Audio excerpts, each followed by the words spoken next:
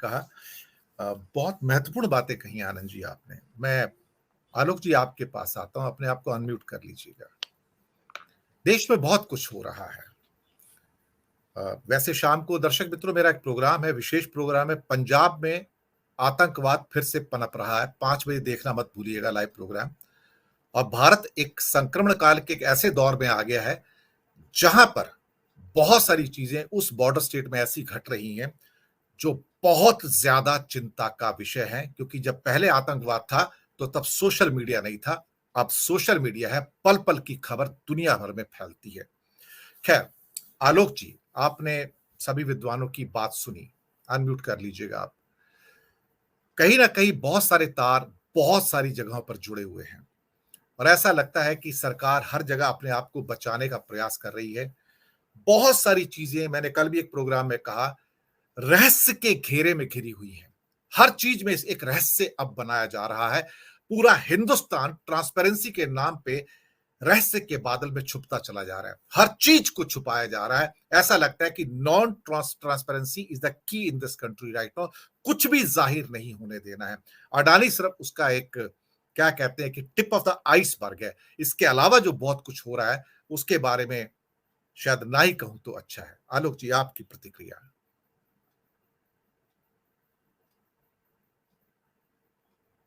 Shall I unmute you? Just a second. नहीं, मैं नहीं कर पा रहा हूँ। जी जी नहीं, मैंने कर दिया। आ रही है मेरी आवाज? जी आ रही, मेरी आवाज आ रही है? हाँ। जी जी सर, तो कैरियर। हाँ, तो दिनेश जी, दो तीन चीजें हैं। पैनल में सभी पैनलिस्ट ने इंपॉर्टेंट चीजें पॉइंट आउट की हैं। मैं इसमें से केवल एक दो चीजें कहना चाहूंगा कि जो भारत की सारी जनता जानती है। मतलब कम से कम जो 5th क्लास का जो बच्चा पहुंच गया है ना, 5th क्लास से लेकर ऊपर के, अगर वो स्कूल में जाता है, कॉलेज में जाता है, नौकरी करता है, एमएनसी में काम करता है, तो उसको इतनी चीजों की जानकारी जरूर होगी कि अगर आप कोई खाता खोलेंगे तो उसमें केवाईसी होता है। मैं हिंडनबर्ग वाली की बातें मैं कर रहा हूँ। अब केवाईसी होता है, केवाईसी में सारे डिटेल्स होते हैं, कंपनी एड्रेस होता है, सब कुछ होता है। तो हिंडनबर्ग की पहली रिपोर्ट ने तो सब कुछ परोस कर दे दिया थाली में। अब अगर उसको, अगर किसी को पता लगाने का काम हो, एक हाई स्कूल के लड़के को अगर आप बिठा देंगे, तो वो शेल कंपनी का वो देख करके निकाल देगा कि भाई इसकी केवाईसी किसके पास में, इसका प्रमोटर कौन है, इसका क्या ये है। मैं तो कहना है कि हमारे सीनियर जर्नलिस्ट की तो छोटी, एक जूनियर जर्नलिस्ट भी निकाल के दे देगा आपको। आप सुबह से उसको कह देंगे कि भैया निकाल के दो, 3 घंटे में निकाल के दे देगा, इतनी कंपनियों में ये गड़बड़ी है, ये गड़बड़ी है। तो सवाल है कि जब ऐसी चीजें हैं, राहुल भी तो यही बातें उठा रहे हैं। हिंडनबर्ग और राहुल का थोड़ा सा रहते हैं। राहुल उन घटनाक्रम को भी जोड़ रहे हैं जिसके आधार पर दौरा पहले हुआ, बाद में हुआ, एग्रीमेंट पहले हुआ, बाद में हुआ। यही तो बात तो राहुल कह रहे हैं। इसी बात की तो पुष्टि वहां पर वो हिंडनबर्ग ने जो शेल कंपनीज की है। तो अब सवाल है, इसका असर क्या होगा, इसका रेजोनेंस क्या होना चाहिए समाज के ऊपर? क्या हो रहा है वैसा? नहीं हो रहा। मैं आपको फैक्ट बताता हूँ। मैं इतने लोगों से मिलता हूँ, मतलब अलग अलग लोगों से मिलता हूँ, तो मैं ये पूछता हूँ कि ये क्या है, क्या आपको लगता नहीं? कहते हैं सत्ता तो ऐसी होती है, ये जो सत्ता के करीब होता है वही तो बढ़ता है। अभी कांग्रेस की सत्ता नहीं है, इसलिए कांग्रेस को दिक्कत हो रही है। ये एक जनरल परसेप्शन है। बोले कांग्रेस ने भी तो अंबानी को बढ़ाया। ये जनरल परसेप्शन, मैं आपको ये शहरी क्षेत्र के मैं बाद में बताता हूँ, जिसमें मेरी हिंदी बेल्ट में, स्पेशली हिंदी बेल्ट में मेरी कई जगह लोगों से बातचीत हुई।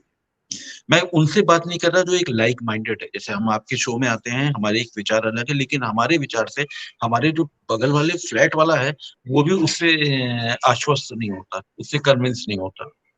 तो एक तो मामला ये है। ग्रामीण क्षेत्रों में इसका पूरा असर नहीं हो पा रहा है। लेकिन मैं प्रोफेसर साहब की इस बात से इत्तेफाक नहीं रखता कि हम लोग को मुंह बंद कर देना चाहिए। बिल्कुल नहीं करना चाहिए। माहौल चाहे जितना भी बना दिया जाए। आज देखिए, आज जब आप डिबेट कर रहे हैं तो सूरत कोर्ट का फैसला आ चुका है। राहुल गांधी को 2 साल की सजा हो गई। उनको 30 दिन की मोहलत भी मिली है इसमें अपील करने के लिए। वो ये चुनाव के दौरान जो मोदी वाला मामला था ना, सरनेम का, ये वो उस मामले में मिली है। तो ये तो देखिए टाइमिंग बड़ी जबरदस्त है। इधर संसद में चल रहा है, इधर ये चल रहा है, उधर गुजरात में वो सूरत में कोर्ट से सजा हो जा रही है। मुझे मालूम है कि सजा का कुछ नहीं होना। अभी हाई कोर्ट में अपील आएगी, सुप्रीम कोर्ट में अपील आएगी, इंतरिम बेल भी मिलनी है और ज्यादा कुछ होना नहीं है, ये चला जाएगा। लेकिन एक मानसिक दबाव तो एक बन रहा है। अब यही एक मैं कहूंगा कि राहुल गांधी की सबसे खूबसूरती है कि वो किसी भी दबाव में नहीं आ रहे हैं। यहाँ पे मैं अब एक बात कहना चाहूंगा सर आलोक जी, भारत की कुछ एक नियम है कि आप राहुल गांधी के खिलाफ एफआईआर कर सकते, जाके पुलिस स्टेशन दर्ज कर लेगा सर, ये रूल है, मैं आपको बताऊं।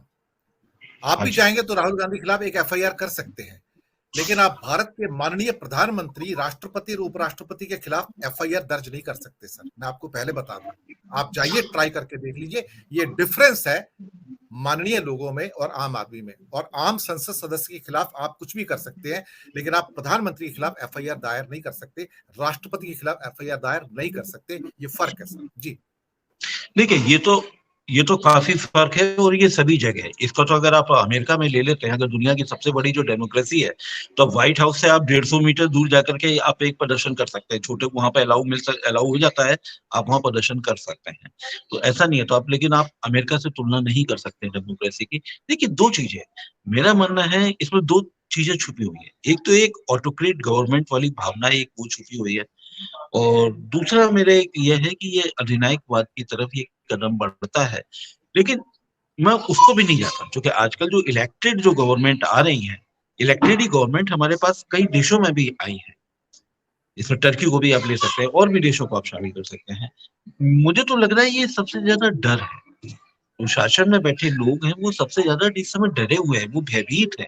उनको लग रहा है कि एक जो कहते हैं ना कि एक जो प्रेशर कुकर में बहुत सारी स्टीम बन चुकी है, अगर एक को आपने जरा सा भी छोड़ा ना, तो वो एक साथ वो पूरी की पूरी हवा निकल जाएगी, सारा का सारा ब्रांड डैमेज हो जाएगा। नहीं तो कोई वजह नहीं थी कि कल जो दिल्ली में हुआ, एक लाल रंग का पोस्टर लगा था, मोदी हटाओ देश बचाओ। तो सवाल है कि एक राजनीतिक, किसी भी राजनीतिक सत्ता को चुनाव के द्वारा हटाए जाना तो स्वाभाविक है, इसमें बुरा क्या है, ये तो लोकतंत्र की नींव है। लेकिन आप उस लोकतंत्र की नींव पर असर डाल रहे हैं। यही वजह है कि आप लोगों में बोलने नहीं दे रहे हैं। लेकिन मेरा एक मानना है, इधर कांग्रेस भी थोड़ी ढीली पड़ रही है, बिल्कुल ढीली पड़ रही है। मैं उसके G8 और पूरे विपक्ष की बात पे नहीं जाता, लेकिन मैं ये कांग्रेस की इस बात पे जरूर मैं कहना चाहूंगा, क्योंकि कांग्रेस ही एक इकलौती पार्टी है जिसको 12 करोड़ वोट मिले हैं भारतीय जनता पार्टी के बाद सबसे ज्यादा। लेकिन चूंकि वोट छितरा गए हैं, उसने फोकस्ड इलेक्शन नहीं लड़ा था उस सीटों पर, विनिंग सीट पर, या जिसमें मतलब थी, जीतने की संभावना ज्यादा थी। उस सीट को अगर फोकस करके लड़ा होता तो एक नतीजा एक अलग आता। लेकिन अडानी का इसके बावजूद, कांग्रेस का संगठन उतना मजबूत नहीं है, जमीन पे नहीं देखता है, इसके बावजूद अडानी का आरोप तो चस्पा हो गया है। अगर आप बातचीत नहीं करने दे रहे हैं तो उससे छुटकारा पाना तो मुश्किल है। अब सवाल ये देखना है कि क्या ये हालात वैसे हुए हैं जो 1977 वाले हालात हुए। हमको ये गौर करना पड़ेगा, 1977 वाले हालात में भी लोगों ने बोलना बंद कर दिया था। अब मैं प्रोफेसर साहब की यहाँ इस पॉइंट पर मैं सहमत हूँ कि लोग बोलना कम कर रहे हैं, लेकिन क्या असंतोष को आप दबा देंगे? क्या ये जो मुद्दे हैं, जो 2014 से जो उम्मीद लगा के जो यूथ बैठा था, आज वो 2023 की कगार पे आ गया, 9 साल निकल गए उसके कैरियर के, ना उसका बिजनेस चल पा रहा है, ना उसका कैरियर चल पा रहा है। तो इस नाउम्मीदी के दौर को आप कब तक सुनहरे सपने के तौर पर आप दिखाते रहेंगे, और कब तक लोग मानते रहेंगे, ये भी एक देखने वाली बात है। और ये कम से कम ये अगले 5-6 महीने गंभीर एक चुनौती वाले हैं। दिनेश। जी